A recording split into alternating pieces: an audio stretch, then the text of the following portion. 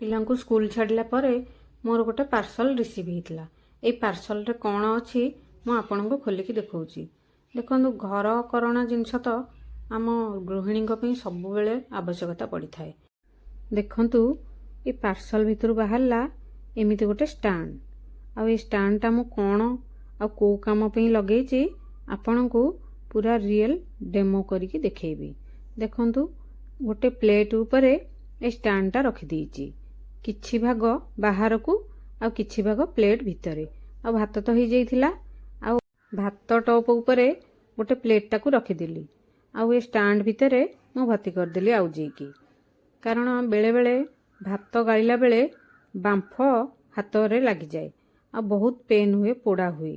ଏ ସମସ୍ୟାରୁ ଦୂର କରିବା ପାଇଁ ମୋତେ ଏ ଷ୍ଟାଣ୍ଡଟା ବହୁତ ଭଲ ଲାଗିଲା, ସେଥିପାଇଁ ମୁଁ ଅର୍ଡ଼ର କରିଦେଲି। ଦେଖନ୍ତୁ କେମିତି ଥାଳିଆକୁ ଟପ୍ ଟପ୍ ହେଇକି ପେଜ ସବୁ ବାହାରି ପଡ଼ୁଛି, ଆଉ ଗୋଟେ ଭାତ ବି ଗଳୁନି।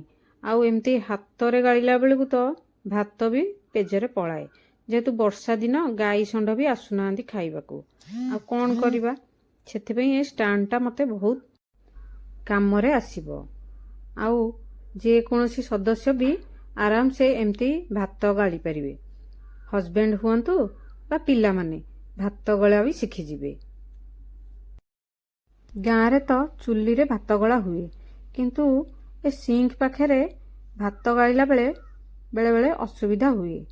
ଆଉ କେଉଁ ଉଚ୍ଚା ସ୍ଥାନକୁ ନିଅ ଭାତ ଗାଳ, ସେଥିରେ ପୁଣି ପେଜ ପଡ଼ିବ, ବହୁତ ପ୍ରୋବ୍ଲେମ୍।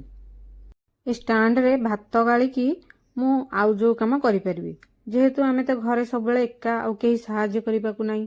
ଆଉ ଦେଖନ୍ତୁ, ଭାତ ଏଥିରେ ଗାଳିବା ଦ୍ୱାରା ଭାତ ପୁରା ଗୋଟି ଗୋଟି ହେଇଯାଇଛି, ଆଉ ପେଜ ବି ଗୋଟିଏ ନାହିଁ। ମୋ ଭାତ କରିବା ସରିଲା, ମୋ କଥାଟା ବି ସରିଲା। ରହିଲି, ଜୟ ଜଗନ୍ନାଥ।